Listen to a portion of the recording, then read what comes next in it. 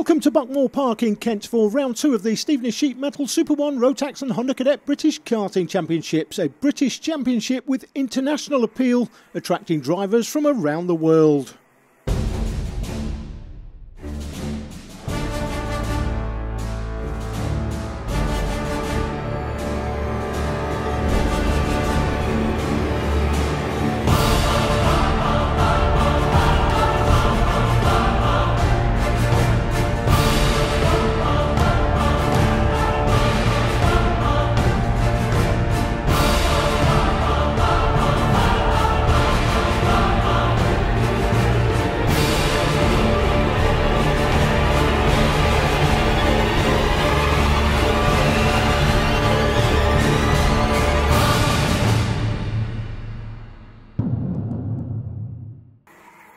The Super 1 British Championship Rotax Series is considered by many to be the most competitive national championship event in the world for a variety of reasons, not least the fact that the UK has produced a multitude of karting world champions in the last 5 years.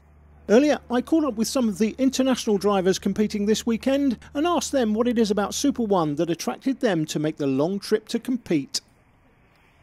I'm from Australia. I come over to the UK to specifically race in the Super 1 series because it's the best national series in the world. The most world champions have come out of the Super 1 series, so for me it was the best option to become a better driver. I come from Holland and the English Championship is more than in Holland, more competitive than in Holland. I moved over from the United States. I lived in Florida.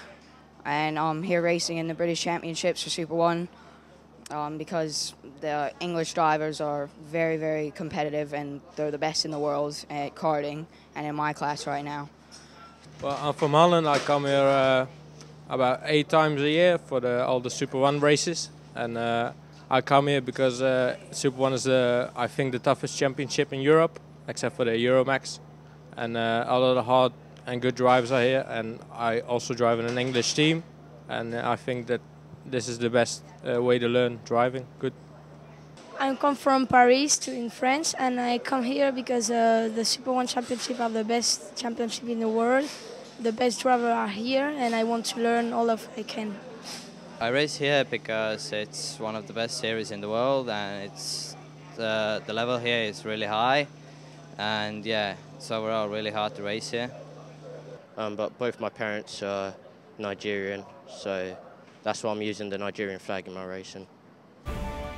Welcome to Buckmore Park. Let's take you through the 3D map of the circuit. On the Sisley Straight, the run down to Conways is a short one off the start, and then 2 hairpins, one to the right, one to the left, and then sweeping through the S's, flat on the throttle, through the Symes sweep, flat out right, then tight at Pullman's on the left, through Paddock, up Damon Hill, round the Garda, and up to the centre chicane, over Herbert Rise, and through Cafe Curve to the start-finish straight once more. Alex Quinn and Luke Wooder on the front row of the grid, Adam Smalley just in front of Jordan Kane, with Dean McDonald and the Frenchman, Axel Charpentier. That hard charger, John Hoggard, starts P9. Oliver York down in 13th on the grid for this one, with William Pettit and Jordan Collard down on row 10. Keep an eye on Ollie Caldwell as well. He was up in the top 6 in qualifying earlier on, so looks like could be quite a few movers as we make our move on board with Luke Wooder in the O-plate. He's got a terrible start, dropping down 2, possibly 3 places if he's not careful as they make their way through Conways for the first time. Contact on the outside. Oh yes, no dear, that's a spin.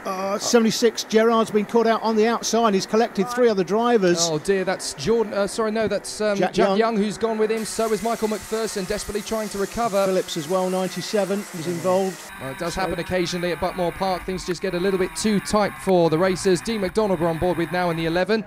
2012 British Cadet champion, but the leader, and he's got a perfect start, hasn't he? Alex Quinn, he just seems unstoppable this season.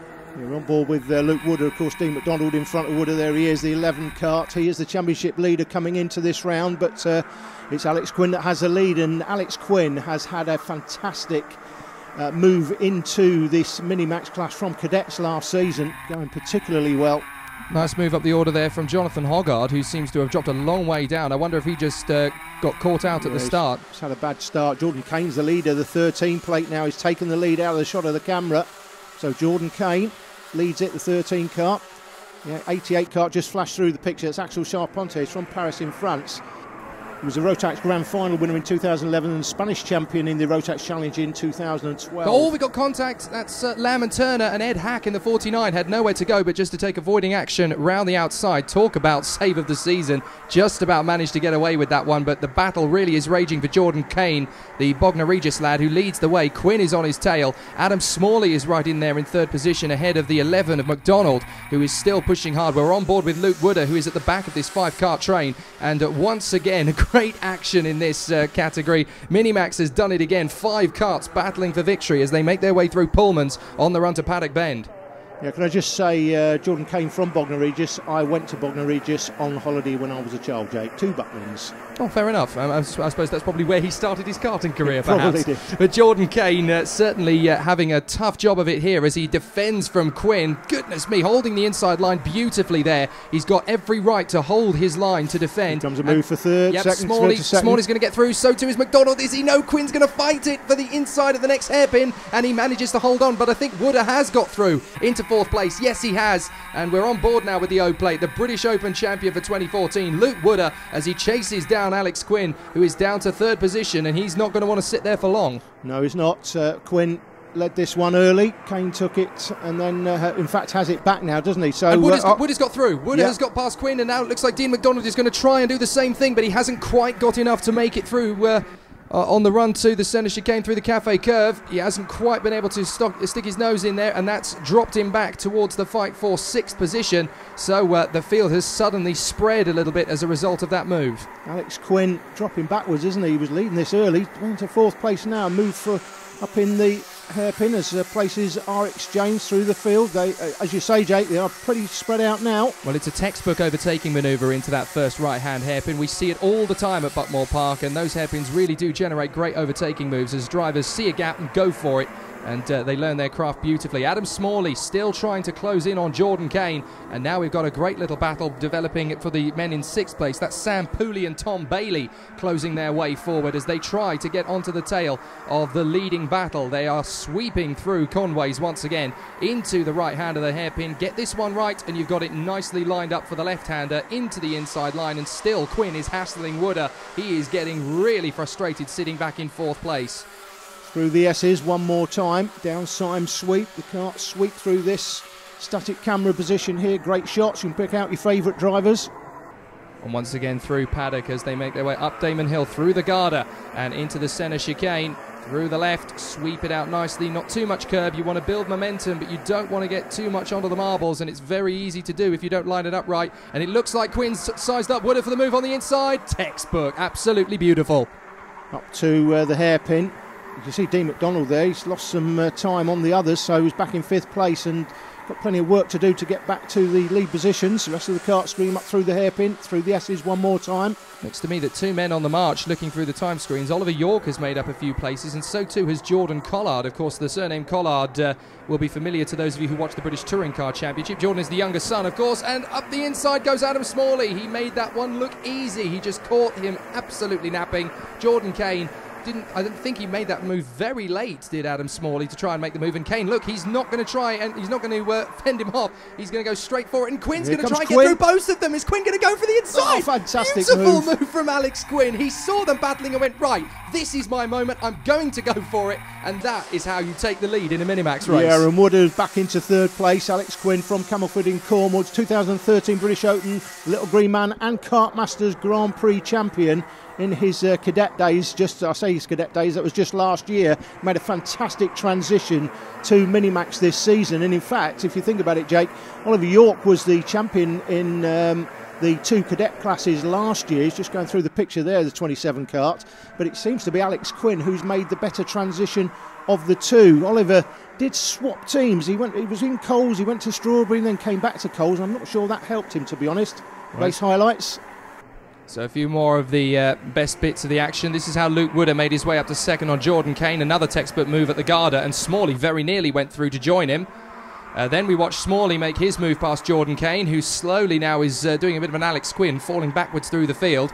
And as try as he might, Jordan Kane desperately tried to go through, and he was under much pressure from McDonald, and as you can see at the Garda, he said thanks very much and popped his nose on the inside and moved up to 4th place. So Jordan Kane now down to 5th position. We're back with the pictures live, and the fastest man out there is Thomas Turner. He was involved in that incident up through Garda, wasn't he, early on, so put in the fastest lap, 40.3. Well, that just shows you that when you're out on your own, you don't have to worry too much about defending or attacking from other drivers. You can just go for it. Yeah, he's just gone through the picture there, 24, Thomas Turner. Well, last lap, and Alex Quinn has fought his way valiantly up the order. And there goes the 35. Nice move there from Tom Bailey as he gets himself up into a prime position.